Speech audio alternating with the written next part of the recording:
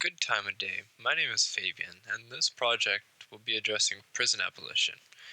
When discussing prison, it is often conceptualized as a necessary institution, with the aim of protecting society and promoting accountability, as well as removing individuals who harm society. However, a critical question that is hardly asked is whether the prison system is set to accomplish these goals. For me, these topics come from both academic inquiry and lived experience. For much of my life, incarceration has shaped the community I'm surrounded by, and growing up in South Central Los Angeles, I've seen it all. It could be friends, neighbors, and family members who try to grapple with the realities of imprisonment. Through this podcast, I'm not asking whether prisons sometimes fail. I'm arguing that the prison system as it currently exists is fundamentally punitive and exploitative rather than rehabilitative. It does not address the root cause of harm, such as trauma, poverty, addiction, or lack of access to resources, but instead reproduces and intensifies those conditions. Prison abolition does not deny harm. It challenges the idea that punishment, especially within a racially discriminatory system, is the best way to respond to it. The movement calls on us to imagine systems of accountability grounded in care and repair, while recognizing that prisons have long operated as tools of racial control rather than institutions of justice. To really understand how punishment works in practice, we have to listen to people who have lived it. That's why today I'm joined by a close family friend, Caesar. Caesar has first-hand experience with incarceration, and before we begin, I want to acknowledge how much vulnerability it takes to share a story like this, especially in a society where voices like his are so often ignored or silenced. This is my guest speaker. His name is Caesar, and I wanted to ask him a couple questions, like how long were you incarcerated? Yeah, I was in prison for about 2 years and 4 months. Oh, what was that like? Well, I mean, for me, it wasn't that bad, honestly. Prison is what you make it. Well, there's pros and cons to prison because, I mean, you got nothing but time to work on yourself and you don't got no responsibilities. You don't got to worry about shit but surviving. Like, you don't got to worry about paying no bills, nothing like that. But at the same time, you're away from your family. You're missing out on a lot of shit. And it's a lot of time that you're just wasting away. Like, I know dudes that has been there their whole life and they're just wasting away and they're like, that's all they know. They don't know nothing else. Yeah, and they're like stuck there. They don't really know anything else, right? Yeah, they don't know shit else. Yeah. Before going to prison, what did you expect it to be like? I mean, I pretty much expected it to be what it was, you know, because, I mean, people were getting stabbed and shit, and some of it is like the movies, but I didn't expect it to be as much, like, I don't know. In certain situations, there's a lot of camaraderie in there, and you make good friends, and I guess I didn't expect that. Yeah. I wanted to ask him, like, on your daily life, like, did they have you working in the prison? Yeah, you could get assigned a job, but I wasn't working, and it's kind of fucked up because you get assigned a job. You don't pick a job.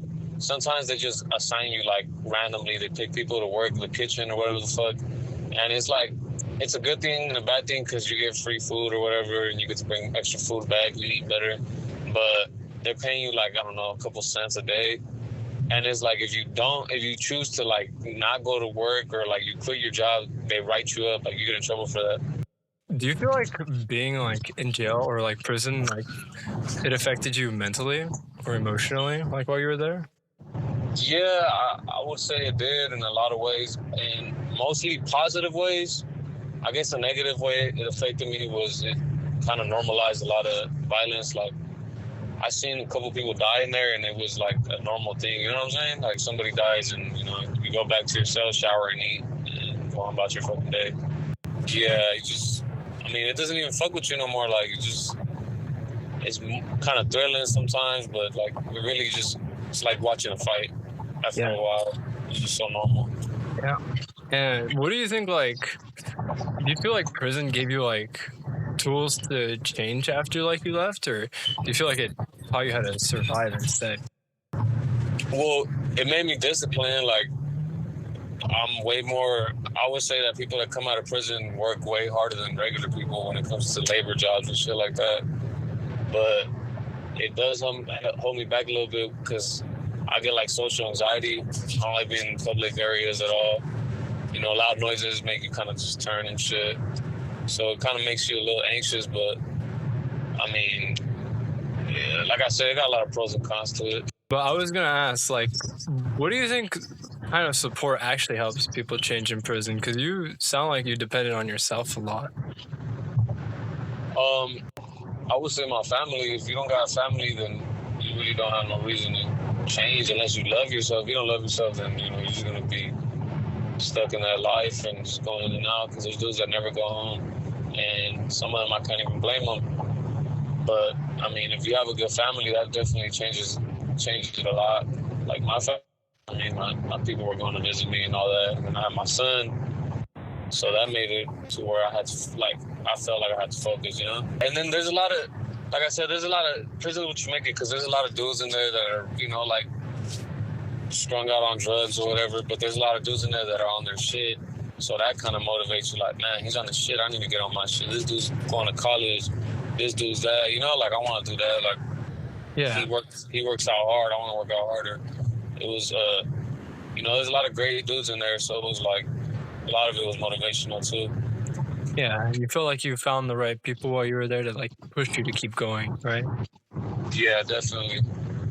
Yeah. Do you feel like you were lucky for having that space? Well, honestly, prison saved my life. If I'm really being honest.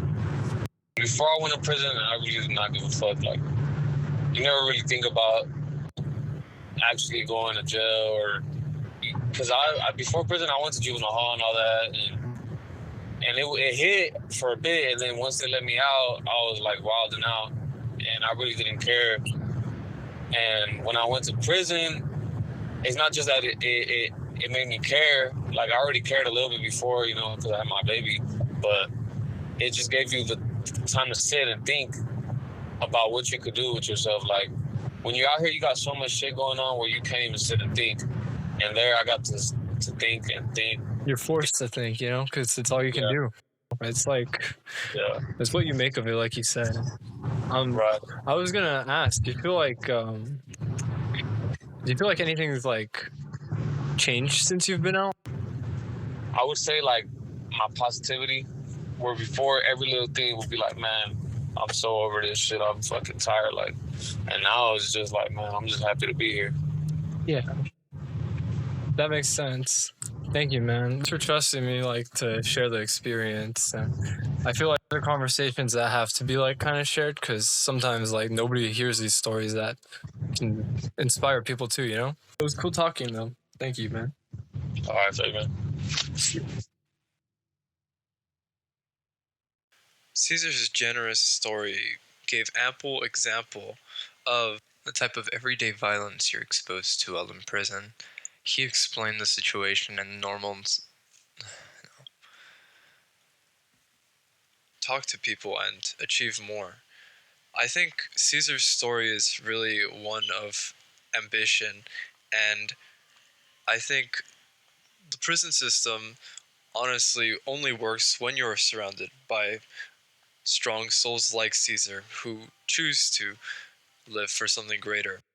And with that in mind, I'd like to use it to reflect on my own situation with my uncle and how it's impacted my family around me. And I'd like to think about how he chose to handle the situation very differently. My uncle went to jail when he was 32, and at this time he was about to have his third daughter, and he was in prison for a year and a half for a crime of manslaughter. I think he took a plea deal and he got something lucky, but it was pretty bad. After he came out, he was just a straight fool. I can't say anything else. He did not pay attention to his kids, and things got crazy as soon as he came back. Sometimes, like, I imagine what had what it could have been like if someone had helped him in there, gotten him straight. But in the prison, he found the things that he needed to stay the way he was, and I just didn't think it was right. And I think it's amazing that stories like Caesar's exist because it shows that in this system that strong will can live. But in my own experience, it's a harmful system that kind of trapped my uncle in this cyclical nature of self-destruction since he's never learned to really appreciate what's around him, I suppose. But with that, this brings us to prison abolition as both a political framework and a moral question. Prison abolition challenges the assumption that incarceration is a natural or inevitable response to harm. Instead, it asks what conditions create harm in the first place, and why society invests so heavily in punishment rather than prevention. In the Nation's article, What is Prison Abolition? Abolition is described not as the absence of accountability, but as the presence of systems that actually support people. Housing, education, healthcare, mental health services, and community based solutions. Abolition asks what justice would look like if we focused on meeting human needs before harm occurred. The documentary 13th importantly locates mass incarceration within a history of racial capitalism. With the abolition of slavery, a new mechanism of racial control emerged through the criminal justice system, specifically through prison labor. What followed is what has come to be described as the prison industrial complex, where imprisonment itself becomes a source of profit. With punishment tied to profit and power, the aims of rehabilitation are relegated to the background, if they appear at all. On this basis, prisons are not failing. They're functioning exactly as designed. With these breaches of our broader securities, incarceration doesn't just punish individuals, it extracts value from them. When someone goes to prison, the harm doesn't stop at the prison gates. Families lose income, children grow up without parents, communities lose stability, and a person who is locked up leaves with a criminal record that follows them for their life, making it harder to find a job, housing, or education. In that way, incarceration works like a trap. Once someone is caught in the system, getting out for good becomes nearly impossible. But what often is left out of the conversation is this: prisons aren't just about punishment, they're about profit. The article points out that the total cost of incarceration in the United States is an estimated $1 trillion a year, and yet there's little evidence that prisons actually rehabilitate people or make society safer. So the question becomes, why does this system continue to expand? And one obvious answer is labor. Incarcerated people are forced to work for pennies or sometimes nothing at all. They clean prisons, cook food, fight wildfires, manufacture goods, and keep the entire system running without basic labor protections, no minimum wage, and without the ability to refuse. Private corporations and state institutions benefit from this cheap, disposable workforce, while incarcerated people are denied rights most workers take for granted. When you look at it this way, mass incarceration starts to resemble an economic system, not a public safety solution. This is why prison abolition matters, not as some unrealistic fantasy, but as a serious critique of a system built on confinement and exploitation. The article that we read from The Nation asked whether simply softening the jagged corners of prison life is enough, and the answer seems clear. If the foundation is exploitative, reform only makes it easier to maintain. Prisons don't solve the problems they claim to address. Poverty is criminalized instead of addressed, addiction is punished instead of treated, mental illness is locked away instead of supported. These conditions aren't accidents. They help feed a system that depends on constant supply of incarcerated people. Abolitionists argue that the only way to achieve safety effectively is to invest in people, not prisons. Through the provision of housing, healthcare, education, and support, these are tools that can effectively decrease harm. by not commodifying life. Fundamentally, the goal of prison abolition is the rejection of the idea of disposable persons. It is the rejection of an apparatus that views human lives as labor, as statistics, as profit. As long as the prison industry is lucrative, any attempt at meaningful reform will reach an end. Thus, to question prisons is not radical, it is imperative. A system that undermines families, recreates inequality, and thrives on convict labor isn't just a system that requires fixing, it requires a complete overhaul. And when discussing these radical ideas, I think looking to media as a reference for our current life is a good way to get an idea of how bad the prison system may be. I think a good example of this would be the film American History X. I'd like to discuss it with my good friend Michael, who's a criminology major and has a lot to say about this topic in particular. Hello, I'm Michael. I'm a criminology major, and I'm here to talk about forms of media and how ideas that we can take from those media can represent what we should be doing forward. So, our first idea is, or my first idea was American History X. It's a movie about redemption and about a person who, well, it's a movie about a single person redeeming himself and the social issues that kind of take place through it. So Derek Vineyard is the main character of American History X, and he's the protagonist we follow.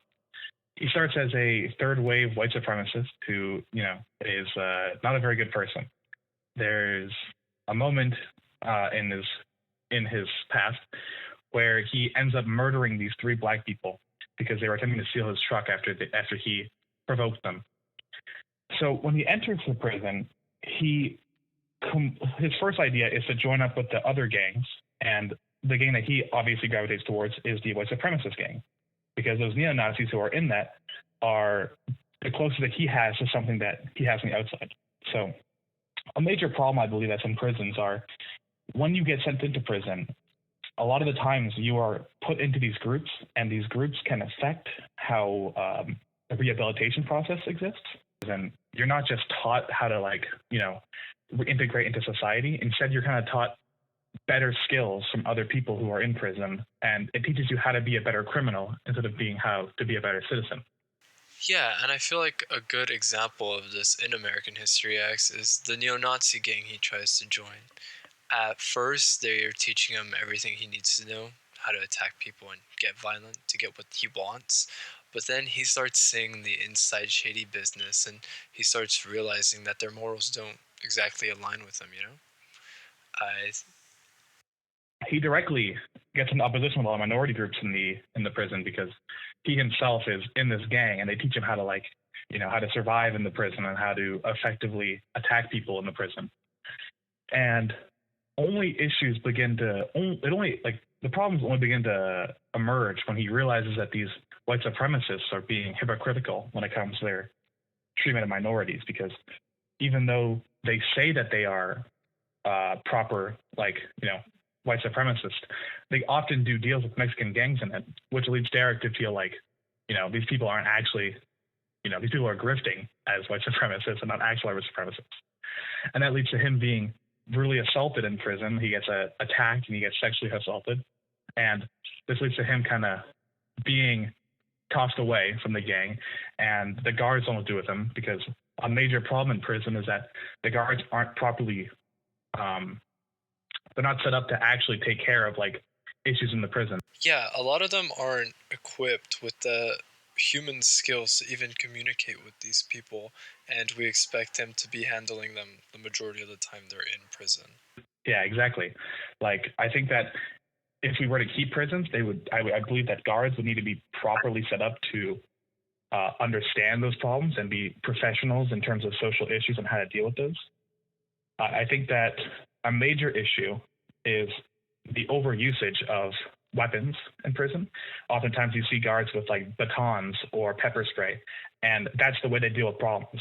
And we see that in American History X, where instead of helping Derek in that scene, all they do is they attack the other members of the the Nazi gang, and they just throw Derek away. Yeah. Because a major issue is that in prison, it's not about protectionism for the people that are inside there that need help. Instead, it's just punishment for the people who are doing the problems. After the scene, he is forced into slave labor, which I believe you've spoken about on how labor is a major point in prisons. Yeah. And he's working in a laundromat creating sheets of a prisoner, and it's a black person named Lamont. Derek's image of like black culture and like humanity in general is immediately shattered by this person, because Lamont is a good guy. Lamont's a person who's able to show him compassion and shows him humanity, where Derek would immediately see aggression and anger from black people. Derek is being treated with kindness. And that is what helps Derek kind of realize his preconceived notions of society and his issues as a deviant. And it's this exact reason he'll to restore himself and become a proper member of society again. And I think that we as a society need to focus more on that, on restorative justice, something that gives people that respect and humanity. And so Yeah, and we've seen how restorative justice is, like things like Cahoots and the Black Panthers parties, really do offer some sort of connection that can offer change, you know? we see that in American History X, that instead of going towards, punitive justice as a way to deter criminals, a much stronger way is rehabilitative justice, something that looks inside the psyche of the person who committed the crime, and instead of making them, work and survive in a prison, instead teaching and giving that compassion back to them. And I feel like it's important to keep in mind that Derek himself is a product of his environment. It's not like he was born to be a racist, but rather he was born into the racism and he found his space in it. And this connection, this real human connection that he finds, changes that. And I think that is the fundamental goal as we reimagine the prison system, for something to change perspectives and teach new nuanced ideas rather than reinforce these violent, hateful ones. I believe that a lot of people in prison are just like that.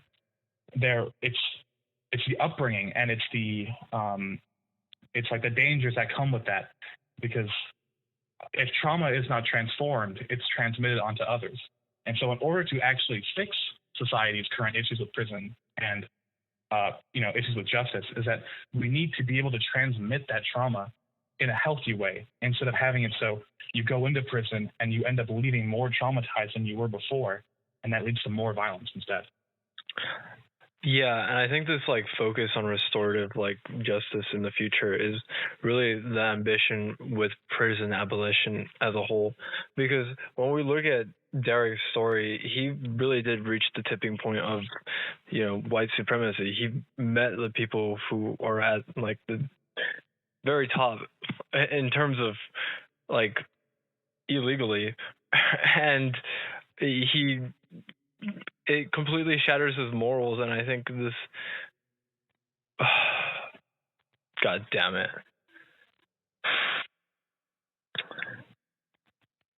I should just kill myself, man. Never mind, just keep going. Don't edit that part in.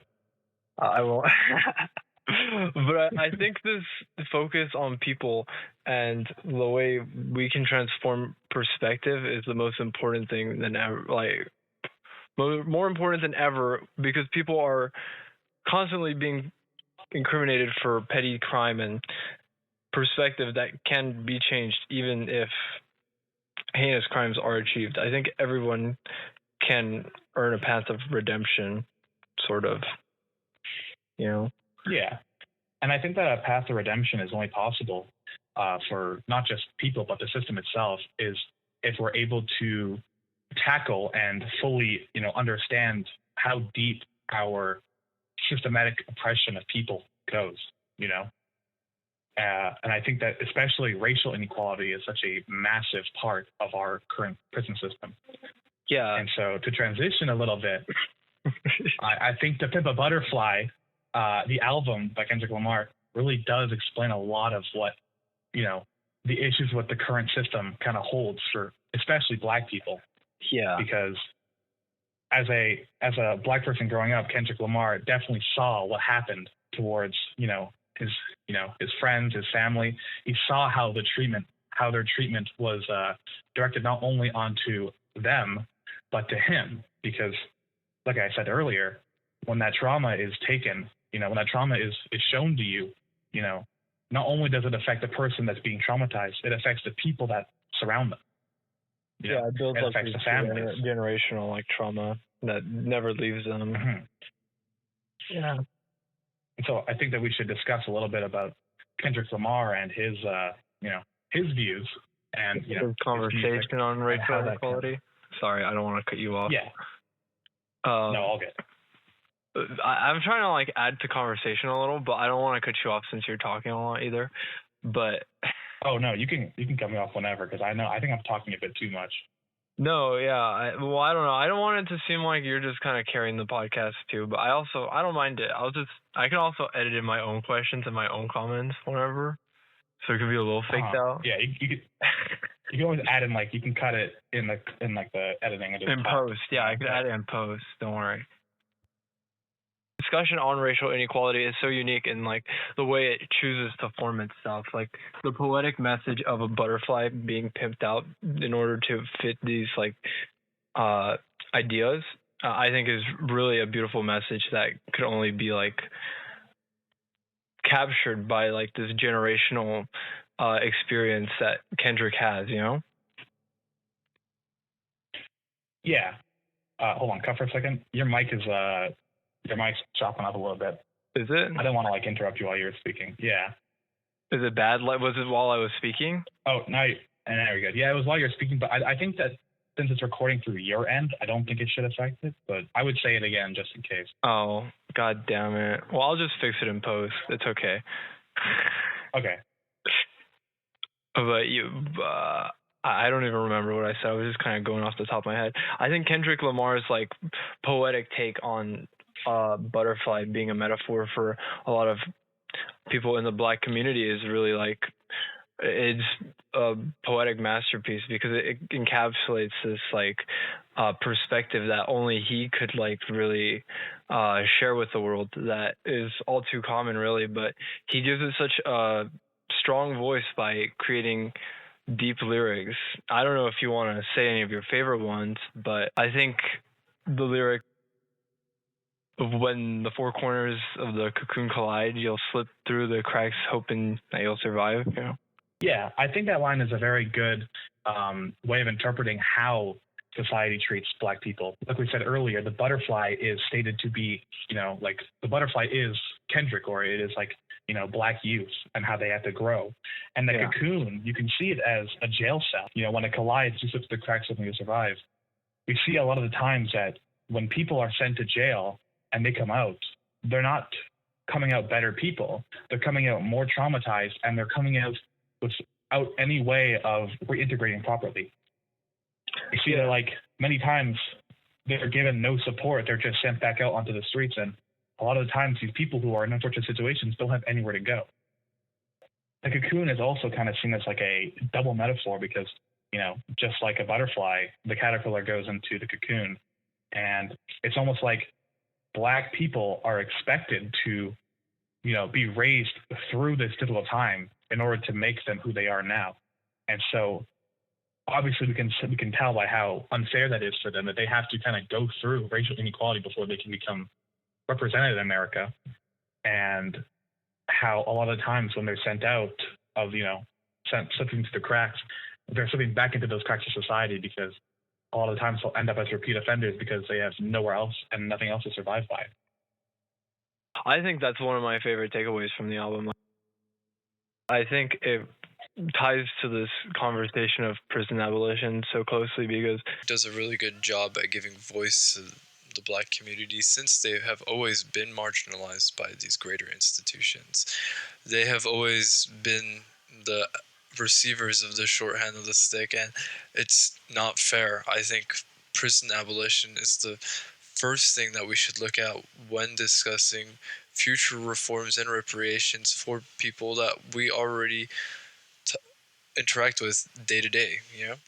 The only reason prisons are so prominent nowadays is because of the Civil War and how slavery was completely abolished. Without slavery, there's a real lack of labor, and prisons have used that as an excuse to simply fill prisons and keep hands working. I think slave labor is definitely a effect of the prison system, because once we got rid of slavery, it is no coincidence that the people that are currently the most overrepresented in prison systems are the people who were previously slaves. In America, it is majority black, and blacks are represented the most in prison, while in places like Canada, Indigenous people are the most represented in prison systems, despite their lesser population. This doesn't mean that they are committing more crimes. It means that they are still being taken advantage of by the system. Yeah.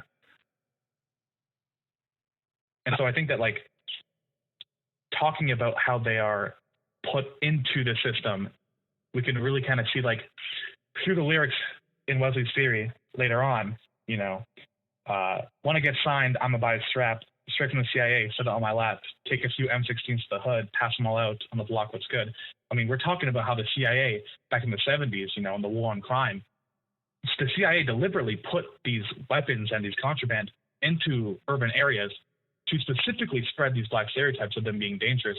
And, 50 to 55 years later, they're still being represented in the prison systems because of this. It's not a coincidence, and it's not genetics. It's propaganda. And I think it's important to talk about how much of it was propagandized, because a lot of the CIA's involvement during this time shaped the future and later years for a lot of communities, and it's a crippling reality that shaped a lot of public consensus. Yeah, we see how, like, the governments are able to kind of properly, choose their own systems of violence, and they're able to choose who is being targeted. Specifically, if we kind of look at, like, these issues are not new, right? These issues are very, very old, actually. Like, we've seen how, like, you probably have heard of Emil Durkheim, the sociologist, who, kind of created the idea of, structural functionalism and how that kind of works in society. And so, in Durkheim's, like, his own words, we as a society, we need people to, like, look down upon and people to be angry against in order for our society to function properly. Because if we don't have these people that we can abuse and exploit, then the workings of the government are more displayed, and the exploitation of all of us is much more prevalent. And so I believe that, what Kendrick's talking about here is definitely, like, despite slavery being ended in the Civil War, in quotations, we still have black people being forced through slave labor, and they're still being the most represented in prisons because the government wants people to be focused on these things. There is a criminologist named Jeffrey Raymond who kind of created the idea of the Pyrrhic defeat theory, and the Pyrrhic defeat theory is an idea that we actually want, the intention of the criminal justice system is we want them to commit more crimes, and we want rehabilitation to not work. Because if all the crime that's being focused on and all the arrests are in the streets or in, urban areas, a lot of the crimes that are being done by, like, the upper class are not being focused on. And I think that talking about prison abolition as a justice system, we have to be focused more on what's really happening. And, the truth is the most common crime is white-collar crime, and it happens every single day. And I totally agree, because there shouldn't be this idea of priority when it comes to crime. Crime should be treated equally, and this measuring of it already shows this transparent bias towards another group. But I want to say, if I could get a ticket for speeding and then the next guy who happens to have more money in his pocket doesn't give a crap, what difference does it really make, Yeah, exactly. Because, tickets only affect people who are in that financial, deficit. If you can afford it, if you can afford a ticket, it's completely legal for you to do whatever you want. So I think that if we were to abolish prisons and create a new justice system, we would have to be focusing more on these sorts of things, because right now, the only people that are being hurt by our justice system are not criminals. It's people. It's poor people. We're not helping our people. Like we talked about earlier with Derek, he didn't get protection. He wasn't, he wasn't seek care for what happened to him. Instead, all we did was punish the people who did it. We're so focused on punishing and hurting people that we refuse to actually help everybody. Yeah, and then rehabilitation becomes like less and less of like the end goal. In prisons, I feel like the focus has really been just to punish, rather than the goal to bring people back into society. Yeah. And I think to kind of bring it back a little bit to Pimp Butterfly, right? We can kind of see how, like, if we don't handle these problems, right? If we don't bring it to the public eye, a lot of people still don't really see what we are seeing, I think the major public consensus is that, slavery is over. We have stopped racial segregation, and we have sort of, the problems of America with all these things are, no longer. I think a line from one of the last songs in The Butterfly, The Black of the Berry, he says, "Curse me till I'm dead, church me with your fake prophesizing. I'm going to be another slave in my head, institutionalized manipulations and lies. Reciprocation of freedom only lives in your eyes." We only see, people who are in privileged scenarios don't really see that people who are, marginalized are still going through this now. And I think to fit abolition or to fully abolish prisons and to create a better system, we would have to make sure that people know that these issues are still arising and they're still common to this day. Yeah, it's not like just because it's out of sight, it's out of mind, and it's not a reality, I feel like Yeah, exactly. Mm-hmm. Sorry, I was just positively you're in for. No, but I think that line from The Blacker the Berry really is just a strong representation of the cyclical nature that really a lot of people feel stuck in because of prison as a whole. I feel like I can't reiterate this enough, but it's the same story of stripping people of their humanities and expecting them to pick their heads back up, and it's honestly a wrong one. This institutionalized like manipulation on people, just like Kendrick says, it's like it's daunting, and if it's not recognized within the prison system, then it's not going to be recognized anywhere ever. And I think it's one of the most important things to talk about because, for prisons are spaces that primarily focus on marginalized communities, and they always have. And just because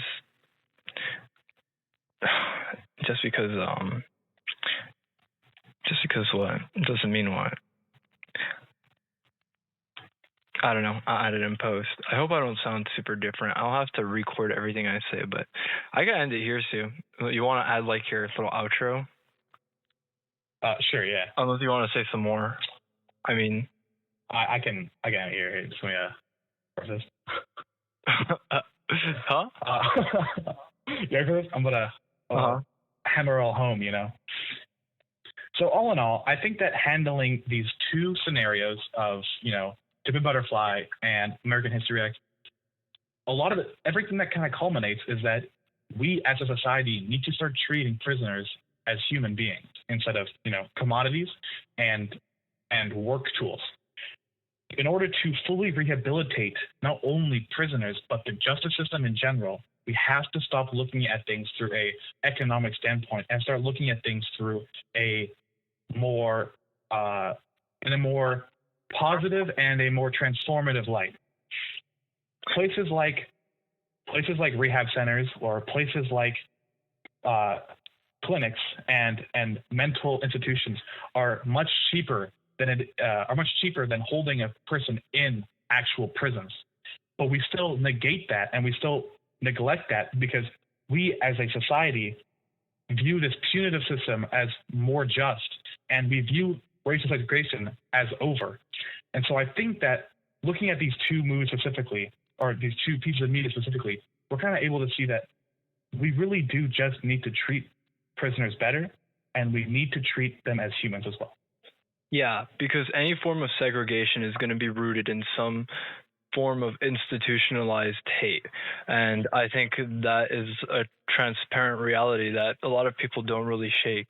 I think no matter what form of segregation it may be, a lot of the time it results in a counterforce that honestly probably does need to be heard.